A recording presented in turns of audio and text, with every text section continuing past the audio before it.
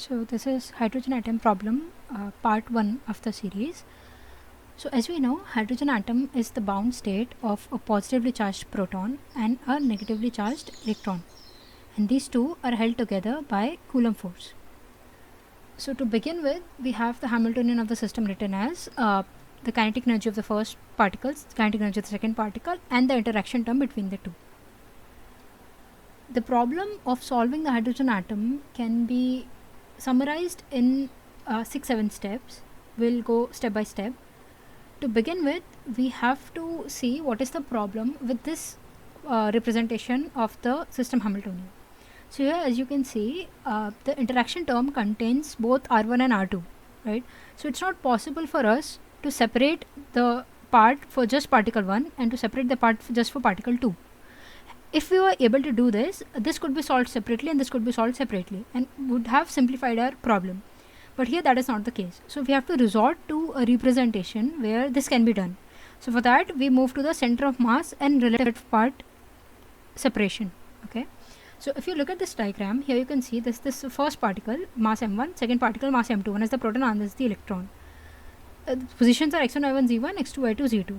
The position vectors are r1 vector and r2 vector. Their center of mass is represented by the position vector capital R vector. Okay, and this separation. Okay, the center of mass is represented by capital R vector, and the separation between them is represented by small r vector given by r2 vector minus r1 vector. And the coordinates of the center of mass is capital X, Y, Z. So what we'll do is we'll try to write the system Hamiltonian in terms of center of mass and relative parts, and we'll see if in this representation are they separable or not. As it turns out, it is. Okay, so if we go through step by step, so the 0th step is writing in the center of mass and relative parts. Once we have done it, we'll write the system Hamiltonian eigenvalue equation. Then this will allow us to write the center of mass part and the relative part separately, which we'll write like this. We'll solve the center of mass part separately and the relative part separately. As it will turn out, and we'll see that the center of mass part is a trivial solution. We'll see how exactly. So it's not of further interest to us. The interesting parts of the hydrogen atom problem all lie in the relative part. So what we'll be doing is we'll be expressing the relative part in the spherical coordinates. Then we'll separate r, theta and phi coordinates, and then we'll solve it separately and put them together to get the relative wave function. And then we'll put the center of mass and relative wave function to get the system wave function. Okay. So to begin with the 0th step, which is to write this in the center of mass and relative part. So we have the momentum operator can be represented as minus I h cut. So in one dimension it's written as like this, right? P operator is written as minus I h cut dou by dou x. Since it's 3 dimensions, so we'll be writing it like this. Here x1, y1, z1 are the coordinates of the first particle, which can be written also like this. Similarly, for the second particle, we can write minus I h cut, the 3 dimensions, and here x2, y2, z2 are the coordinates of the second particle.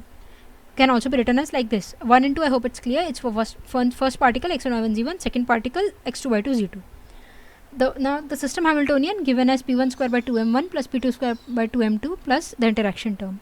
So we'll be replacing the values of p1 and p2 written above in this Hamiltonian. So p1 square can be written as if you multiply the p1 operator form, and you get minus h cut square del 1 square. Similarly for p2 square. So now we have to find a relation that connects x1, y1, z1, x2, y2, z2 with center of mass coordinates and the relative parts. Okay, so now we know from our knowledge in classical mechanics that the center of mass coordinates can be written as m1, x1. So if you have, say, two particles which have their x coordinates x1, x2, the center of mass coordinate can be written as its mass m1, mass m2. It can be written as m1 x1 plus m2 x2 upon m1 plus m2. Okay, we'll look at this later. Then similarly for y, m1 y1 plus m2 y2 upon m1 plus m2, and similarly for z. Now what we do is we consider that the total mass of the system m1 plus m2 is represented by capital M, and we introduce another quantity which we call as reduced mass. Okay, which is originally defined as 1 by mu equals to 1 by m1 plus 1 by m2. Can be simplified and also written as m1 m2 upon m1 plus m2. So we write this equation in terms of the reduced mass, and hence it becomes mu by m2 x1, mu by m1 x2, and similarly. Now this is the center of mass part, right? But we also have a relative part. Relative part is so if you see here, you have this r term here, so which will have the coordinates small x, small y, and small z. So they are related as, it's simple, right? So if you have two vectors with say x1, x2, and if you want to write the separation between them, it will be written as x2 minus x1, right? So that is your x, y, and z. Okay. Now what we will do is we have to use the properties of partial derivative, because essentially we are trying to write the derivatives in terms of x1, y1, z1 as capital X, capital Y, capital Z, and small x, small y, small z. So we have to use the properties of partial derivatives, which is if you have dou by dou x1, it can be written as dou by dou xu by dou x1 plus dou by dou v by dou x1. Here x1 we are assuming is a function of u and v, the general case. But now, as we know, for our problem, u is taken as capital X, center of mass coordinate, and the relative part coordinate, small x. Okay. So now this thing can be written as dou by dou x1 equal to, in place of u you write capital X, in place of v write as small x. Okay. Now we have to find the value of this and the value of this. We already have the equations that connect the two, right? We saw it here. So x is written in terms of x1, x2 like this. So if you take the partial derivative of capital X with respect to small x1, you get mu by m2. So you plug it in here. Similarly, for small x, you have x2 minus x1. If you take the partial derivative with respect to x1, it comes out to be minus 1. So put minus 1 here. So what you're getting essentially here is mu by m2, dou by dou capital X, remember it's capital X, minus dou by dou x. Now we have to take the second derivative. What you do is just you write dou by dou x1, put the entire thing, then you will still have the value of the same thing. You put it here, multiply, and this is the expression you get.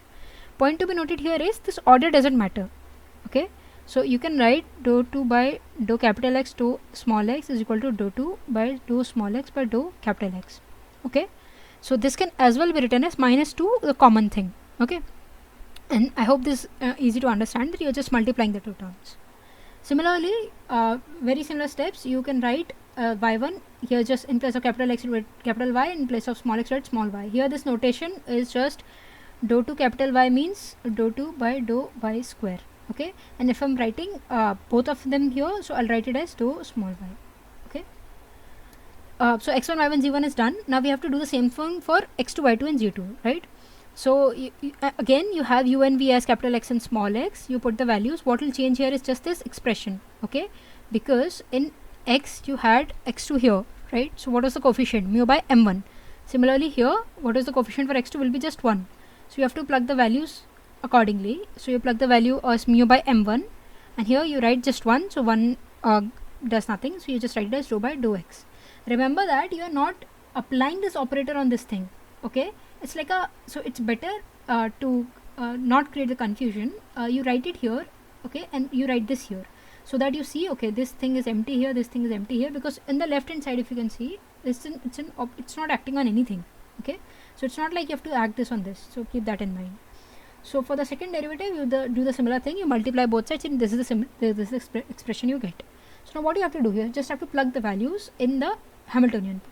So what you had the Hamiltonian is minus h cut square by 2m1 del 1 square del 2 square plus the interaction term.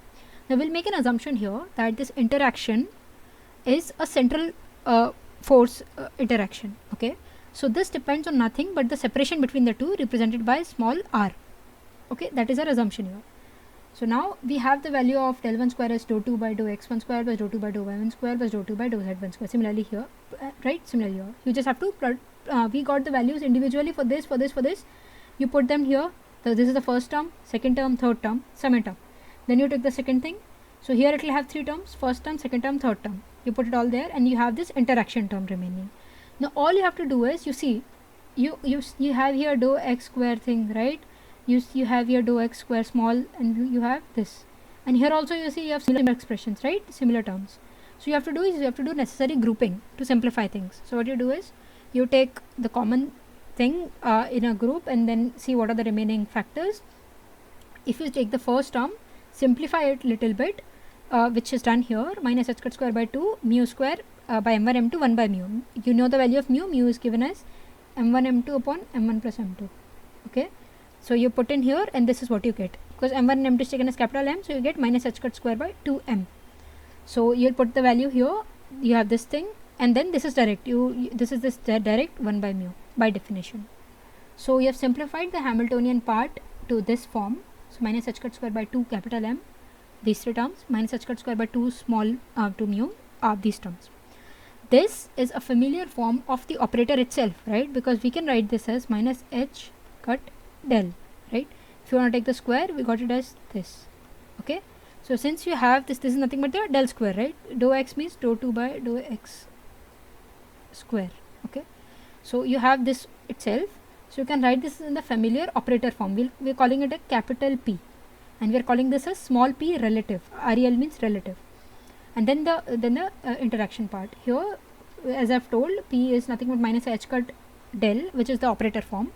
Here capital R means it's with respect to the coordinates of the center of mass. Here small r means it's with respect to the coordinates of the relative part or the reduced mass. Okay, when I say smaller, it's with respect to the coordinates of reduced mass.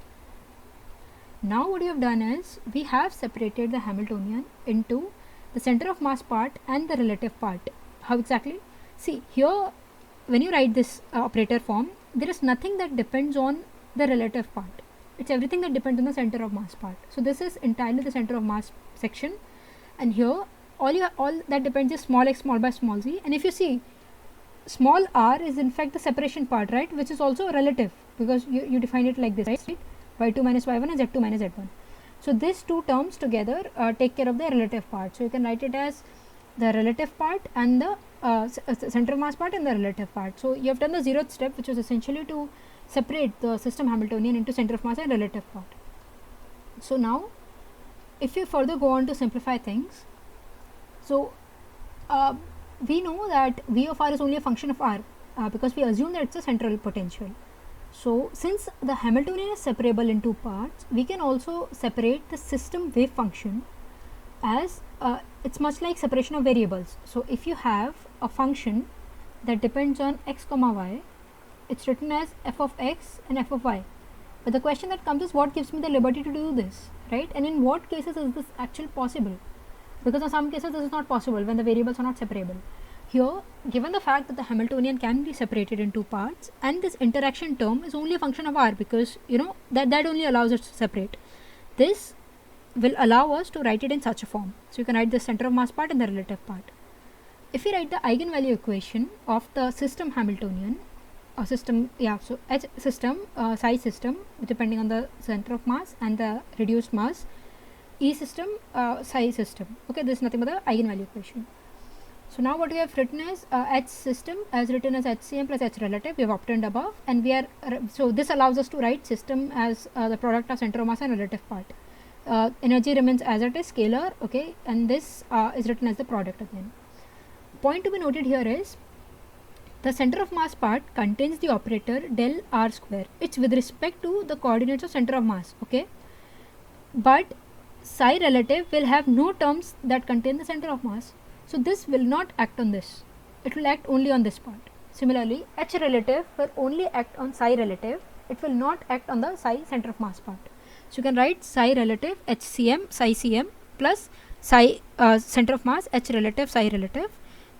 This comes out to be E system, and this is written as it is. If you can see the common terms, right? So no, first what you have to do is, so you have to see that we are asserting that center of mass part separately obeys the eigenvalue equation, and the relative part also obeys the eigenvalue equation. So you can write HCM psi CM as ECM psi CM and HREL psi rel as EREL psi rel. So what you do is you put in these values here, okay, you put in the value here, put in the value here, here also. So now if you see, so this term, these are what common, right? So what you can get from here is that the total energy of the system is the sum of center of mass part and the relative part. Okay, so if you go back and write the original eigenvalue equation, which is this, H system psi relative is E center of mass plus E relative, which in totality becomes E system, can be written as like this. Okay, now let's look closely at the center of mass eigenvalue equation. So what we had was HCM psi CM equal to ECM psi CM. Now we also have the operator representation of the HCM part, which was P square by 2m, and as it is. If you open it up and you see, okay, it is nothing but this, it's written like this, okay, and we know from our knowledge from the earlier sections in quantum mechanics that this represents nothing but a free particle eigenvalue equation, right? So what it tells us that psi CM is a solution of this equation very much like the free particle solution. So we know the free particle solution can be written as 1 by 2 pi h cut to the power 3 by 2 and e to the power I p dot r by h cut, right? here it's x, y and z, and hence you have written it in this form. And we also know that for free particle the energy is nothing but p square by 2m, but it has 3 coordinates here, so we are doing it as px square, py square, pz square whole divided by 2 total mass capital M written here. And now let's look at the relative part. So we have this entire thing as H relative, right? Now this H relative psi rel equal to E rel psi rel.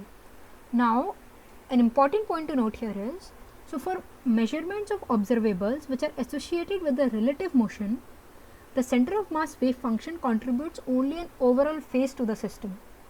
Okay, the wave function has no effect on calculating the probabilities of the relative motion quantities. What it means is, so your psi system is written as psi center of mass and psi relative. What I am saying is, okay, this is nothing but a free particle solution.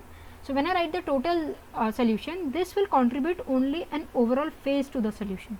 Okay, all the interesting properties of the hydrogen atom, the solutions, the shape of orbitals, everything is hidden in the relative part. Okay, so meanwhile we don't have to solve anything further in this section. We'll leave it here as it is, and we'll go further to probe what relative is, how do you separate it, how do you further simplify it, and then we'll just plug it together and see how the total wave function looks like. So we'll leave the center of mass part and we'll focus on the relative part. So if we go back to look at the series of steps, so we did the 0th step. Okay, we wrote it with the system eigenvalue equation, system wave function, center of mass part is done, and this is also free particle solution. Okay, this is free particle solution. We are leaving it here as it is. Moving on to the relative part. Now what we need to look at is this equation needs to be further simplified in r, theta and phi coordinates and then plugged back together. So now this we'll see in the part 2.